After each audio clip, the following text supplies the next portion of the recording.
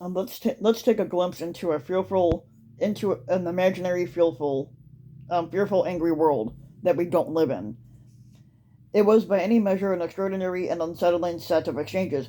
Um, Basically, Mark Meadows and the right wing political pundit Ginny Thomas, who's the wife of the Supreme Court Justice Clarence Thomas, they both texted each other at least 29 times in the aftermath of the 2020 presidential election, and their purpose was not to lament the result. It was they were trying to encourage efforts to overturn Biden's rightful win. And this is worrisome enough because and what it makes it so doubly so the arguments invoked, the sources cited, and the mindset revealed in these raw, unfiltered texts. And it's a window into a very distorted, what they call very disturbed world, a world of true believers, and a world that has largely influenced and defined the American repug during the Trump era. Now, the texts that were revealed, which were first reported by the Washington Post's Bob Woodward and CBS's Robert Costa, were among the 2,320 that Meadows provided to the House Select Committee that was investigating the January 6th Klan attack on the Capitol by the Trump terrorists. Now, 21 of the texts were sent by Thomas. The other 8 were by Meadows, and the first was sent on November 5th of 2020, and the last on January 20th of 2021, 4 days after the Stop the Steal Klan rally, which there was no steal, which Thomas said that she attended, and the violent Klan assault on the Capitol by the Trump terrorists. The committee members and aides told Woodward and Costa that they believed the messages that may be just a portion of the pair's total exchanges. So what we um, so the text between Thomas and Meadows and so between the text that Thomas and Meadows disclosed, what was in it basically. Now Thomas in particular wasn't just skeptical about the election results, but she fully marinated in the QAnon conspiracy theories. For example, she was intrigued by the idea that Trump and others in his orbit might have set up an elaborate sting operation in which millions of secretly watermarked ballots would catch Democrats in the act of stealing the election, which it showed no such thing.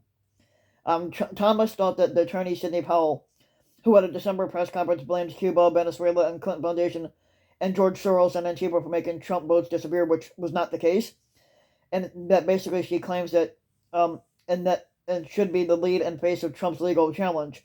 Now, Thomas believed that the Biden crime family, but she fails to realize that Trump and she basically replaced Trump with Biden, but technically it should have been Trump and the crime family, and the ballot fraud co-conspirators were being arrested and detained before ballot fraud, before being shipped to Guantanamo Bay for military tribunals.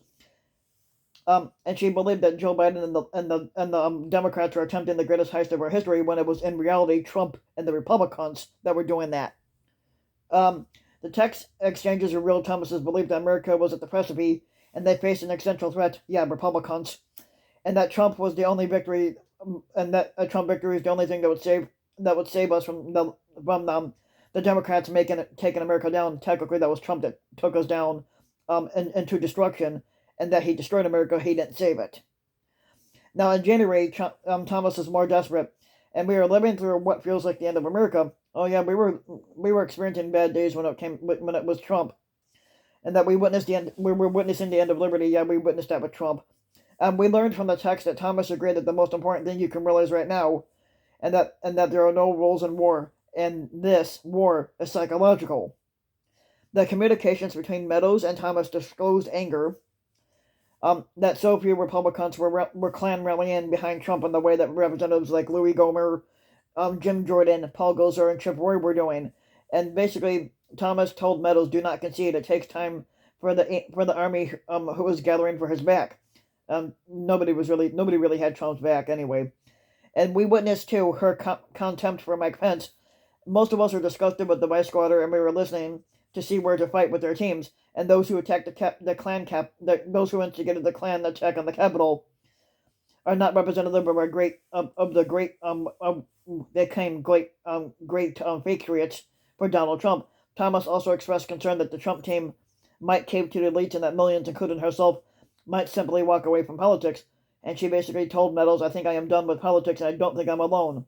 And Meadows replied 3 minutes later, saying, "I don't know what you mean by caving to the elites." To which Thomas responded, "I can't see Americans swallowing the obvious fraud, which there was no fraud, but just going with one more thing with no freaking consequence. The whole coup, the whole Klan coup, and now this, we just caved to people wanting Biden to be anointed, and that's not the case. Um, we didn't anoint Biden, we voted him in. He wasn't anointed, dumb bitch. Many of us can't continue the GOP charade, Meadows later told her. We learned that Mark Meadows believed that in this fight, it's a fight of good versus evil. Evil always looks like the victor until the King of King triumphs. And do not grow weary and well doing. The fight continues. I have staked my career on it. Well, at least my entire time. To which Thomas replies, "Thank you. We needed that." But this plus a conversation with a fake best friend would try to keep holding on. America's worth it. And what are we to make of all this?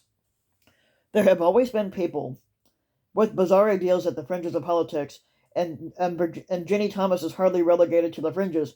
She's not a dominant figure on the American Repug side, but she has for decades now been well known, and as these texts show, she is a highly influential figure during the Trump era, with a direct line to the White House Chief of Staff, one of the most important individuals in American government. And what these texts reveal isn't the White House Chief of Staff telling Thomas, politely or not, but she's spreading crazed conspiracy theories and needs to accept the fact that Trump lost the fucking election fair and square.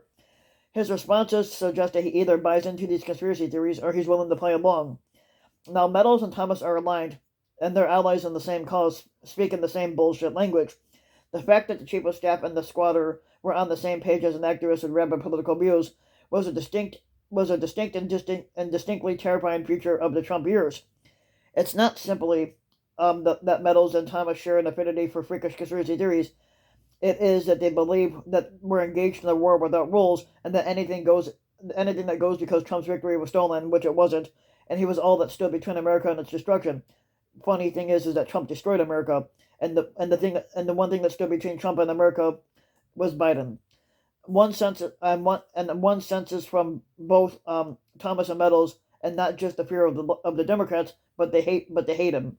As for Meadows, he frames it as a fight of good versus evil, and when he invokes the imaginary Jesus, the King of Kings, not just to ratify his political ideology, which is fucking bad enough, but to invent a lie in order to overturn an election that was not stolen. Now, to assume that the majority of Republicans hold all the same views that Thomas and Meadows expressed in their text would be a fucking mistake, but they don't have to for there to be a problem. Now, plenty of people on the right or the Republican of the Repug side, although not as radical as Thomas and Meadows are, share their basic attitudes, at least for now. They aren't necessarily at the same point on the continuum as Thomas and Meadows, but they may not buy into the watermark ballot story because it doesn't exist, or view Sidney Powell as a great legal mind, but they do believe that the election was stolen, which it wasn't. But they view the Democratic Party as an existential threat, when in reality it's the Republicans that are. And they regard Democrats with contempt, as I hold Republicans in contempt.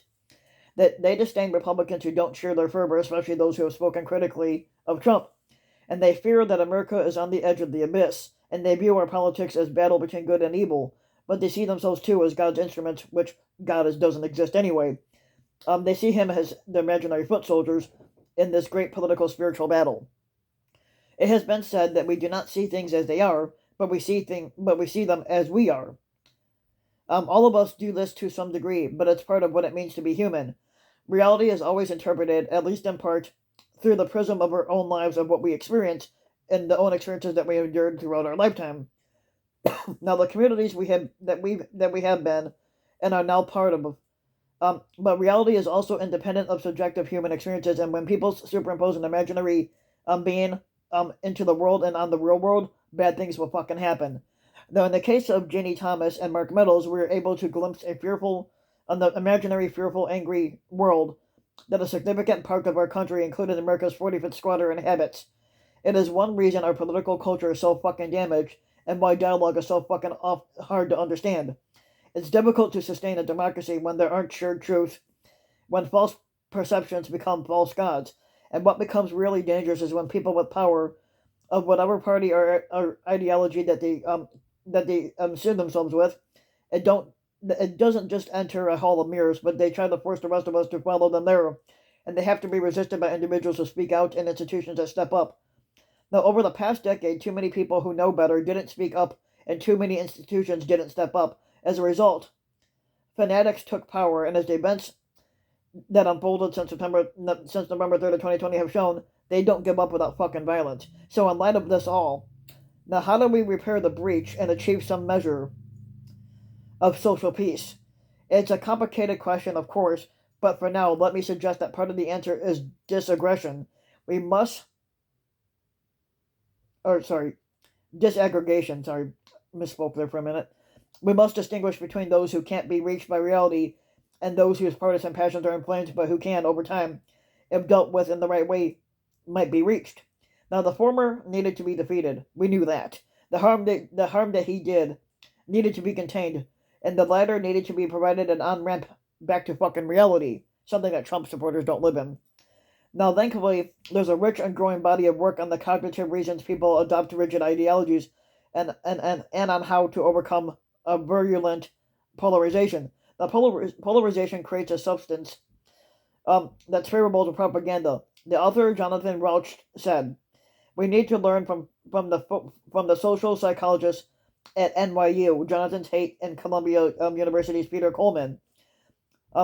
He's the author of The Way Out and How to Overcome a Toxic Polarization. There are things that we can do, including on an individual level, like listening well and berating others less. Now, this approach won't work well with everyone, but it will probably work with more people than you might imagine. Now, although one person acting alone might not make much of a difference, a lot of people acting together can create a culture where we can get along.